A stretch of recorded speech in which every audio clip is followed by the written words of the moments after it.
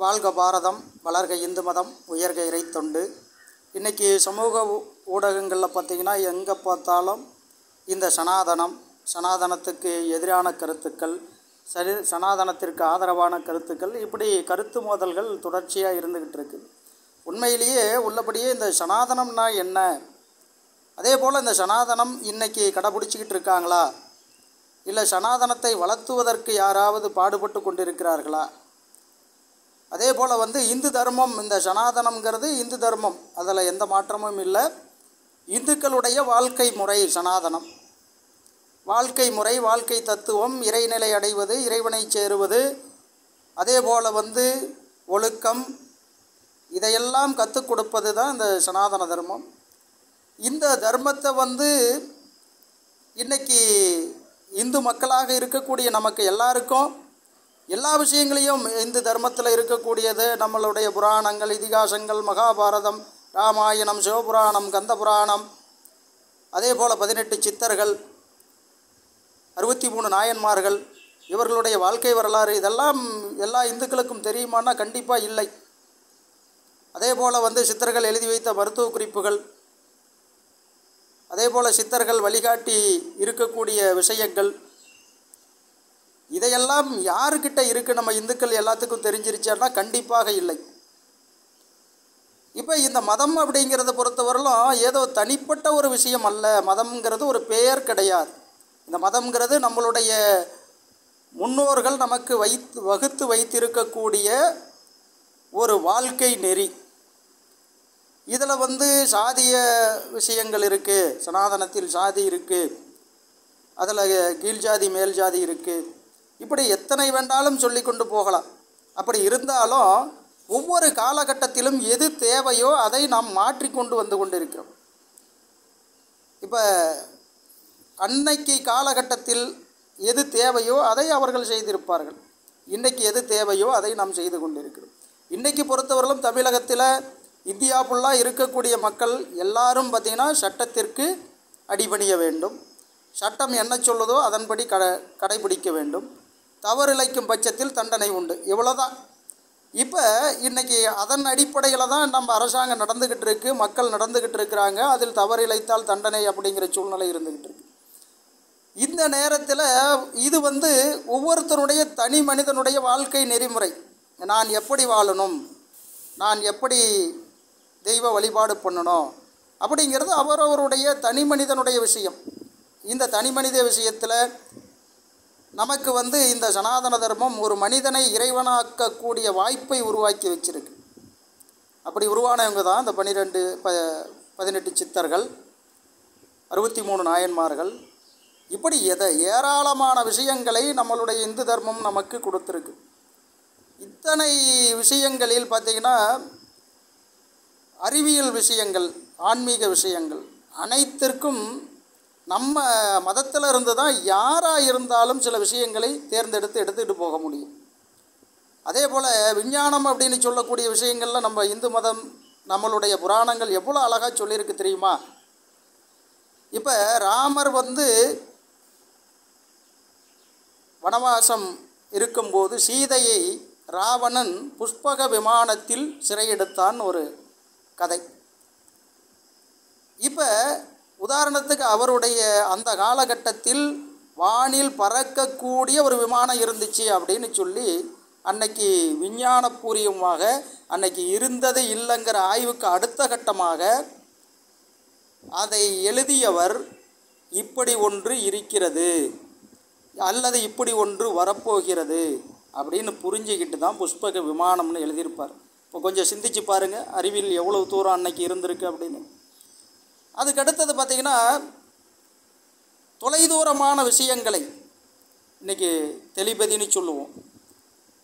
அந்த விஷயங்கள் கூட நம்மளுடைய இந்து தர்மத்தில், மகாபாரதத்தில் எங்கோ நடக்கக்கூடிய விஷயங்களை அந்த மன்னரிடம் கொண்டு சேர்க்கக்கூடிய, காட்சிப்படுத்தக்கூடிய வாய்ப்பை உருவாக்கி கொடுத்தார். இன்றைக்கி நம்ம செல்ஃபோனுங்கிறோம், எத்தனையோ சொல்லிக்கிறோம், ஆனால் வித்திட்டது அங்கே தான் இருக்கும்.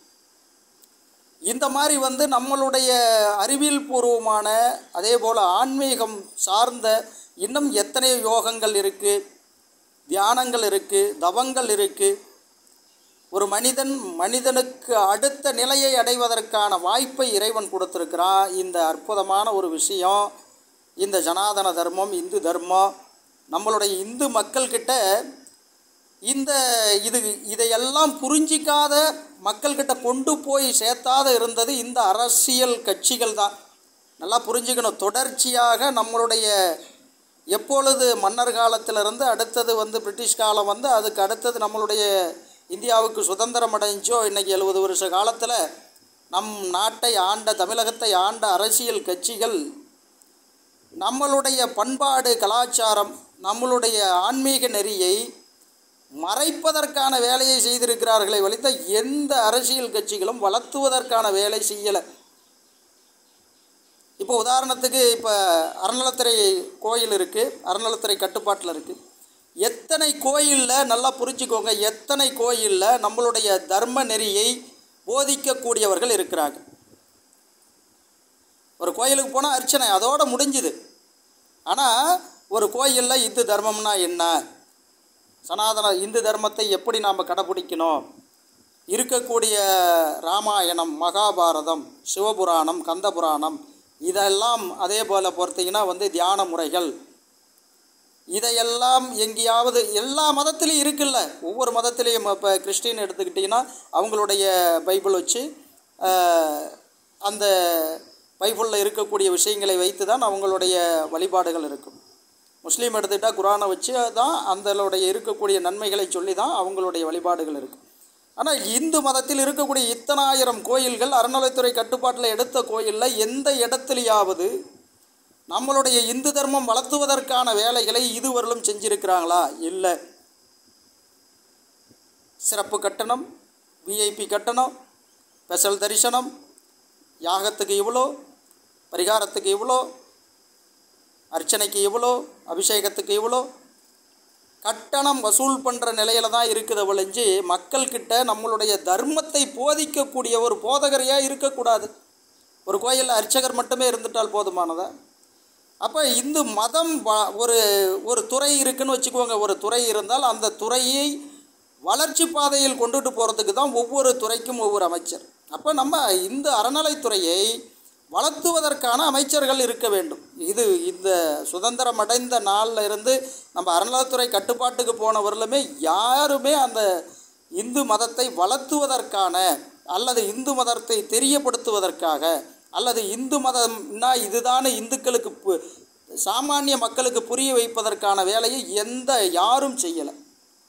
அப்போ எப்படி மக்கள்கிட்ட அந்த விழிப்புணர்வு இருக்கும்? அப்போ சரி, ஒரே ஒரு மதத்தை தொடர்ச்சியாக தவறுகள் இருக்குன்னு ஒரு மதத்தை மட்டும் டார்கெட் பண்ணி சொல்லிகிட்டு இருந்தீங்க அப்படின்னா அப்போ மற்ற மதமெல்லாம் சரியாக இருக்குது, இந்து மதம் மட்டும்தான் சரியில்லைங்கிற முடிவுக்கு வருவாங்க இல்லையா? அப்போ அது மதமாற்றத்தை தான் ஏற்படுத்தும் ஒழிஞ்சு உங்களுடைய திராவிட கொள்கைக்கு அது எப்படி உருப்படியான ஒரு விஷயமா சேரும்? அப்போ நம்மளுடைய அரசு தொடர்ச்சியாக ஆண்டு கொண்டு இருக்கக்கூடிய அரசு, ஏற்கனவே ஆண்ட அரசுகள், அரசியல்வாதிகள் நம்மளை அரசியலுக்காக ஒரு தூண்டுதலில் தான் ஒரு இந்துக்கள்னா ஒரு தூண்டுதல், அவங்கள ஏளனப்படுத்துறதோ அல்லது இந்து மதத்தை சரி தவறுபடுத்துறதோ இதுதான் இருக்கும் ஒழிஞ்சு உள்ளபடியே உண்மையான விஷயங்களை மக்களுக்கு போதிக்கக்கூடிய இடம் கோயில். அந்த கோயிலில் இத்தனை வருடங்களாக ஆளக்கூடிய அரசியல்வாதிகள் அல்லது முதலமைச்சராக இருந்தவர்கள் என்ன இந்த ஆன்மீகம் வளர்வதற்காகவும் இந்து மதத்தில் உள்ள கோட்பாடுகளை தெரியப்படுது எல்லா விஷயங்களையும் நீங்கள் தொடர்ச்சியாக அழிச்சிக்கிட்டு வந்தீங்கன்னா இந்து மதத்துடைய அடையாளம் அழியும். ஒரு அரசாங்கம் இருக்குன்னா அதனுடைய பண்டைய வரலாறுகளை முதல்ல ஒவ்வொரு கோயில்லையும் வச்சுருங்க. ஒரு கோயில் உதாரணத்துக்கு ஒரு கோயிலுடைய தல வரலாறை இலவசமாக புத்தகமாக எழுதி கொடுங்க. ஒவ்வொரு கோயிலும் அறநிலைத்துறை கட்டுப்பாட்டில் இருக்கக்கூடிய தல வரலாறு, அந்த கோயிலுடைய வரலாறை மக்கள்கிட்ட கொடுங்க. அதே போல் வாரத்தில் ஒரு நாள் 2 நாள் ஒரு கோயிலில் நம்மளுடைய இந்து தர்மத்து போதனைகளை வையுங்க. சிவபுராணம் வையுங்க, கந்தபுராணம் வையுங்க.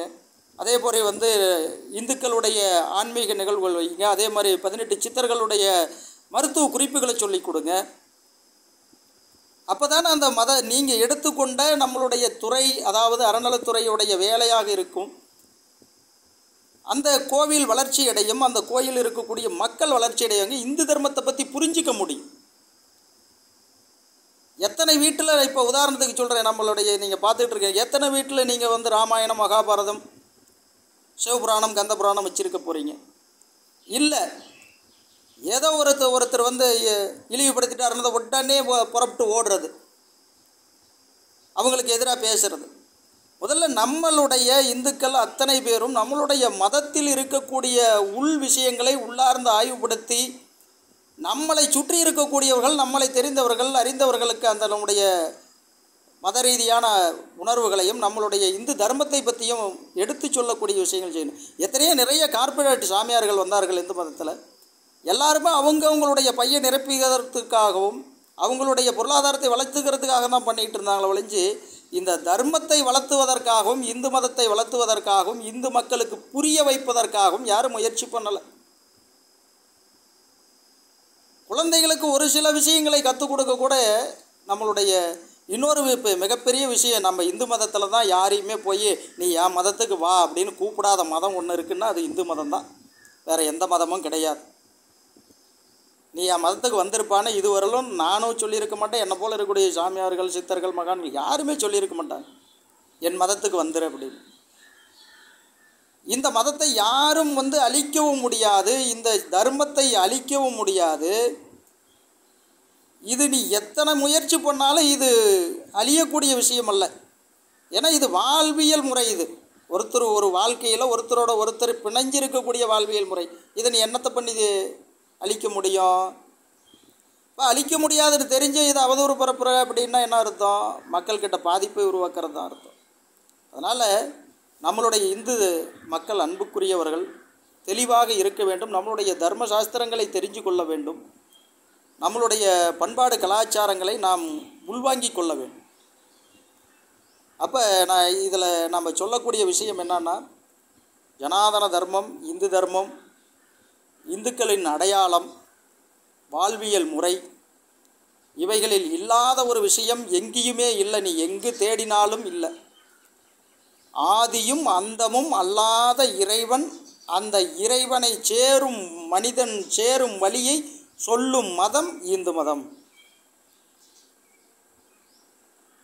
அதேபோல இந்த மனிதனுடைய வாழ்க்கையை வாழ்ந்து இறைவனிடம் சேரக்கூடிய வழியை காட்டும் மதம் இந்து மதம். அப்போ இப்பேற்பட்ட மதத்தில் பிறந்திருக்கிறோம். இந்த விஷயங்கள், நிறைய விஷயங்களை மக்கள்கிட்ட நீங்கள் கொண்டுட்டு போய் சேர்த்தணும். முதல்ல நம்ம அரசியல்வாதிகளாக இருக்கட்டும், நம்ம இந்து அமைப்புகளாக இருக்கட்டும், இந்துக்களுக்கு ஆதரவாக இருக்கக்கூடிய அரசியல் கட்சிகளாக இருக்கட்டும், முதல்ல இந்துன்னா இது, இந்து தர்மம்னா இது, சனாதன தர்மம்னா இது, இந்துக்களுடைய பண்பாடு கலாச்சாரங்கள் இது, இதையெல்லாம் முதல்ல வந்து போதிக்க முயற்சி பண்ணுங்க. அதுதான் மிக முக்கியம். எதிர்வரும் காலத்தில் ஒருத்தர் கேள்வி கேட்டால் பதில் சொல்லக்கூடிய இடத்துல நம்மளுடைய இந்து மக்களை உருவாக்கி வையுங்கள். வாழ்க பாரதம், வளர்க இந்து மதம், உயர்க இறைத்தொண்டு.